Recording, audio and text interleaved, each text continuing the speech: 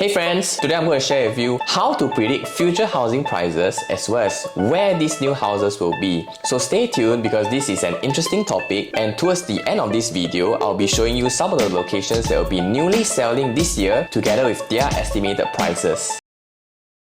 For someone who is not in this industry, you'll probably skip the business section of the newspaper when it comes to land sales or acquisitions. That's because you might not be able to link up what will happen, or rather what's the mechanics of it. Typically, what goes on is that land gets sold via government land sales or through en-bloc acquisitions of usually older condos. For government land sales, there are confirmed GRS sites released by the government every year, and there are also reserved GRS sites. If these reserved sites have much interest from developers that are able to meet the minimum land price, then the government may also consider releasing them for sale. Otherwise, developers will have to turn to the en-bloc market by acquiring land from existing developments. So the process goes like this: land acquisition by developer, followed by their planning and approvals. Thereafter, the project will be launched for sale, and it will go to the construction phase, and it will be the TOP and key collection. I will use some examples to illustrate these points. So in October 2016, a condo called Raintree Gardens was acquired by developers UOL and UIC Group for approximately 779 per square foot per plot ratio. That means that the cost of acquiring this land is 797 PSF. The developers will then go into the planning phase to decide the number of units to build, the type of units, how to arrange the blocks and floor plans, etc. They will also have to factor in their construction costs, labor costs, material costs, miscellaneous. This will form their break-even price. At that point of time, the break-even was estimated to be around 1,311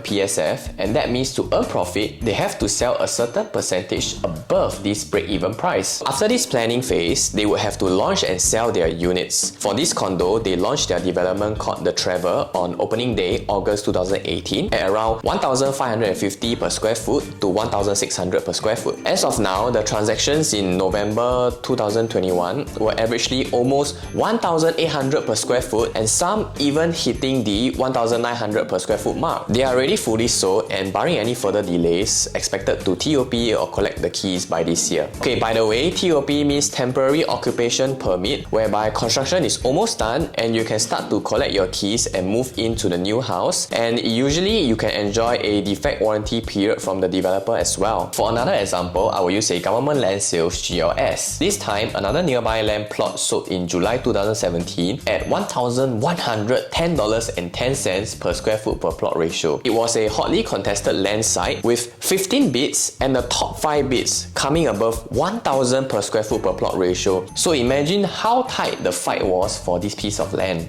That development is now known as Park Colonial. It opened its launch in the midst of the July 2018 cooling measures. That's right, in 2018 there were cooling measures as well. The additional buyer stamp duty (ABSD) was raised in July 2018. Anyway, they launched at an average of 1,757 per square foot, a price that was considered high at that point of time. Last year, they were fully sold, with transactions coming in at around 2,078 PSF. Now imagine you're the buyer who bought at launch for about 1,700 plus per square foot, and if you sell at $2,000 per square foot now, you would have earned $300 per square foot. So if you had bought a 1,000 square foot unit, you would have profited $300,000 in less than 4 years. So it doesn't necessarily mean that if you bought during cooling measures period, you will lose money. Here you go, this is the timeline of how a land is being sold up until the construction of the condo and until the key collection is done. You will be able to predict future housing prices if you're aware how much the land is being sold, and after factoring in the break-even cost, you can predict the estimated launching prices. Locations will already be known, as the time taken from land acquisition all the way to the actual sales launch is about 1 to 1.5 years. So units to be newly launched this year will already have their land sold last year or the year before. And for the moment you've been waiting for, the estimated prices and locations that will be newly launched this year are as follows.